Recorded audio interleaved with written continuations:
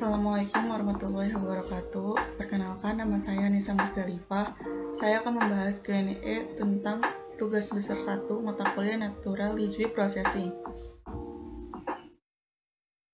Soal yang pertama yaitu apa yang dimaksud dengan NLP? Natural Language Processing atau NLP merupakan salah satu cabang ilmu AI yang berfokus pada pengolahan bahasa natural. Bahasa natural adalah bahasa yang secara umum digunakan oleh manusia dalam berkomunikasi satu sama lain. Bahasa yang diterima oleh komputer butuh untuk diproses dan dipahami terlebih dahulu supaya maksud dari user bisa dipahami dengan baik oleh komputer. Soal nomor 2, selain segmentasi teks, apa tantangan pengelolaan data atau riset di bidang NLP? Ambiguitas sintaksis, suatu bahasa memiliki berbagai kemungkinan struktur kalimat. Pemilihan struktur yang paling tepat biasanya membutuhkan gabungan informasi sematik dan konseptual. Soal nomor 3, sebutkan contoh penerapan NLP pada aplikasi perangkat lunak. Chatbot atau aplikasi yang membuat user bisa seolah-olah melakukan komunikasi dengan komputer. 2. Stemming atau lemmatization atau pemotongan kata dalam bahasa tertentu menjadi bentuk dasar pengenalan fungsi setiap kata dalam kalimat. Yang ketiga, summarization atau ringkasan dari bacaan. 4. Translation tools atau menerjemahkan bahasa dan aplikasi-aplikasi lain yang memungkinkan komputer mampu memahami instruksi bahasa yang diinputkan oleh user. Soal nomor 4, apa kegunaan library NLTK dan Sastrawi? NLTK mendefinisikan infrastruktur yang dapat digunakan untuk membangun program NLP menggunakan Python. NLTK menyediakan kelas dasar untuk mewakili data yang relevan dengan Natural Language Processing atau NLP, interface standar untuk melakukan tugas-tugas seperti penandaan part of space, parsing sintaksis, dan klasifikasi teks, dan implementasi standar untuk setiap tugas yang dapat dikombinasikan untuk memecahkan masalah yang kompleks.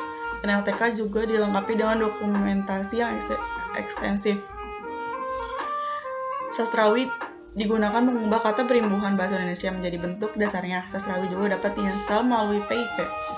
5. Apa tujuan casefolding? Tujuan dari casefolding untuk mengubah semua huruf dalam dokumen menjadi huruf kecil hanya huruf A sampai Z yang diterima.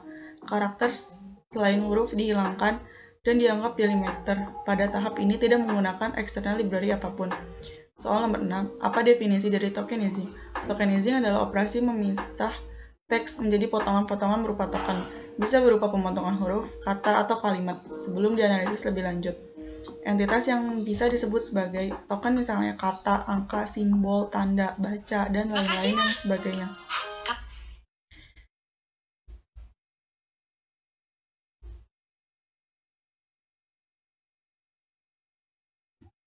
Soal nomor 7. Jelaskan tentang stop word dan berikan contohnya. Stop word atau stop word adalah kata-kata yang jumlahnya sangat besar dalam korpus yang mempunyai fungsi tetapi tidak mempunyai arti sehingga tidak perlu digunakan sebagai penciri dokumen. Contohnya dan, yang, ini, itu. Daftar kumpulan stop word biasa disebut stop list. Soal nomor 8. Apa algoritma yang dapat digunakan untuk stemming teks bahasa Indonesia? Jelaskan. Penggunaan algoritma untuk teks berbahasa Indonesia yaitu algoritma Nazif dan Adriani. Karena penggunaan algoritma stemming dalam bahasa Indonesia sebelumnya pernah diteliti oleh Nazif dan Adriani yang berdasarkan dari algoritma stemming Porter. Algoritma Nazif dan Adriani dikembangkan berdasarkan aturan morfologi bahasa Indonesia yang mengelompokkan imbuhan menjadi awalan atau prefiks, sisipan atau infiks, akhiran atau sufiks, dan gabungan awalan akhiran atau konfiks. Algoritma ini menggunakan kamus kata dasar dan mendukung recording, yakni penyusunan kembali kata-kata yang mengalami proses stemming berlebih. 9. Apa tujuan dari word embeddings? Tujuan dari word embeddings yaitu memberikan penanda pada kata yang memiliki properti tertentu, misalnya pada kata yang memiliki konteks yang sama atau memiliki semantic meaning yang berada tidak jauh satu sama lain pada space tersebut. Soal nomor 10. Sebutkan dan jelaskan model arsitektur dari Word2Vec. Itu ada CBO. Pada model CBO, Word2Vec menggunakan kata-kata yang ada di sebelah kiri dan kanan kata target dan dibatasi dengan Windows untuk memprediksi kata target tersebut. Model ini menggunakan konteks untuk memprediksi target kata. CBO memiliki waktu training lebih cepat dan memiliki akurasi yang sedikit lebih baik untuk frequent word. Skillgram menggunakan kata untuk memprediksi kata-kata yang ada di sebelah kiri dan kanan kata tersebut yang dibatasi oleh Windows. Model ini menggunakan sebuah kata untuk memprediksi target konteks. Skipgram bekerja dengan baik dengan kata pelatihan yang jumlahnya sedikit dan dapat mempresentasikan kata-kata yang dianggap langka. Soal nomor 11.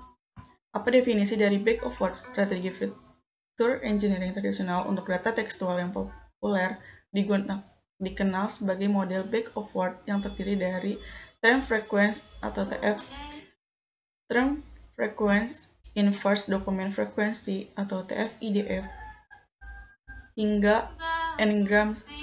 Bag of Words mempresentasikan teks ke dalam sekumpulan kata yang dapat diwakili oleh frekuensi kemunculannya dalam sebuah dokumen. Soal nomor 12. Jelaskan mengenai metode atau algoritma fast text. Fast text menurut Bojanowski et al. 2017 adalah metode word embedding yang merupakan pengembangan dari word to fix.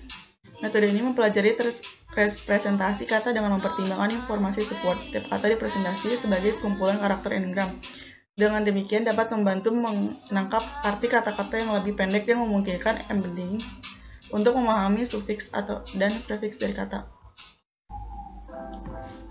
Soal nomor 13. Apa yang dimaksud dengan n-gram? N-gram merupakan salah satu proses yang secara luas digunakan dalam text mining atau pengolah teks dan teks pengolahan bahasa. Secara, n-gram merupakan sekumpulan kata yang diberikan dalam sebuah paragraf dan ketika menghitung n-gram biasanya dilakukan dengan menggerakkan satu kata maju ke depan. N-gram digunakan dalam berbagai macam proses pengolahan bahasa. N-gram yang digunakan tidak hanya menggunakan unigram, tapi model bigram dan trigram juga digunakan.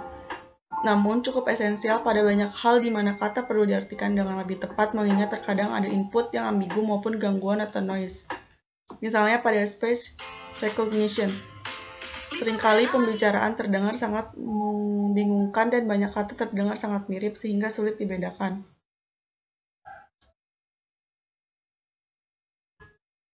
Soal nomor 14. Jelaskan contoh penerapan n-gram. Contoh penerapan n-gram pada NLP Word Prediction aplikasi ini menggunakan model n-gram di mana nilai n dimulai dari 1 atau unigram sampai dengan 4. Saat ini sedang dilakukan pengembangan agar prediksi dapat melibatkan sampai n bernilai 5 atau 4 kata sebelum tebakan. NLP Word Prediction membuat suatu dataset yang berisi deretan kata 4 grams. Ini dilakukan agar sistem mampu membandingkan suatu frase input terhadap kombinasi kata mencakup 1 gram atau how, 2 gram atau how where, 3 gram atau how are you, dan 4 grams atau how are you doing. Soal nomor 15. Jelaskan definisi dari smoothing. Metode pemulusan smoothing eksponensial merupakan sebuah metode yang menunjukkan pembobotan menurun secara eksponensial terhadap nilai pengamatan sebelumnya. Oleh karena itu, metode ini disebut prosedur pemulusan eksponensial. Seperti halnya metode rata-rata bergerak, metode pemulusan eksponensial terdiri atas tunggal, ganda, dan metode yang lebih rumit menurut Makridakis et al. 1999.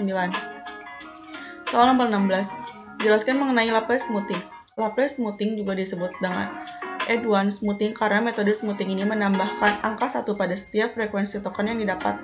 Konsepnya sangat sederhana, yaitu dengan menambahkan nilai positif yang kecil pada setiap nilai probabilitas kondisional yang ada, sehingga terhindarnya nilai 0 pada model probabilitas.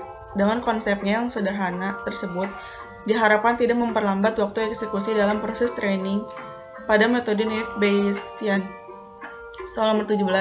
Apa yang dimaksud dengan back-off dan interpolasi? Back-off adalah model bahasa n-gram generatif yang memperkirakan probabilitas bersyarat dari sebuah kata yang diberikan riwayatnya dalam n-gram. Dengan melakukan itu, model dengan informasi paling andal tentang riwayat tertentu digunakan untuk memberikan hasil yang lebih baik. Interpolasi ialah proses pencarian dan perhitungan pada nilai suatu fungsi yang grafiknya melewati sekumpulan titik yang diberikan. Titik-titik itu mungkin merupakan hasil eksperimen pada sebuah percobaan ataupun didapat dari suatu fungsi yang diketahui. Soal nomor 18. Jelaskan mengapa Kanister smoothing memiliki kinerja yang baik. Karena Kanister smoothing memiliki pendekatan yang tidak digunakan diskon tunggal D, tetapi menggunakan 3 tingkatan diskon, D1, D2, dan D3+. Diskon D1 berlaku untuk n-grams dengan frekuensi 1, D2 untuk n-grams berfrekuensi 2, dan D3+ untuk n-grams yang frekuensinya sama atau lebih dari 3. Menurut Corner 2013, mengaplikasikan teknik smoothing modifikasi ini untuk membangun suatu mesin prediksi kata. Soal nomor 19. Apa latar belakang munculnya metode stupid bake-off? Algoritma bernama stupid bake-off ini memunculkan ide percobaan untuk membuat model bahasa suatu distribusi probabilitas murni. Tidak ada diskon terhadap probabilitas berorder lebih tinggi. Jika n-gram order lebih tinggi mempunyai frekuensi 0, maka dilakukan bake-off ke n-gram order lebih rendah. Dibobot dengan suatu bobot tetap atau tidak tergantung pada konteks. Soal nomor 20. Apa dasar pemikiran dari metode good turning smoothing? Pemikiran dasar good turning smoothing adalah memanfaatkan count atau frekuensi sesuatu yang telah dilihat sekali untuk membangun mengestimasi frekuensi dari sesuatu yang belum pernah terlihat menurut Xiao 2009. Sekian, terima kasih.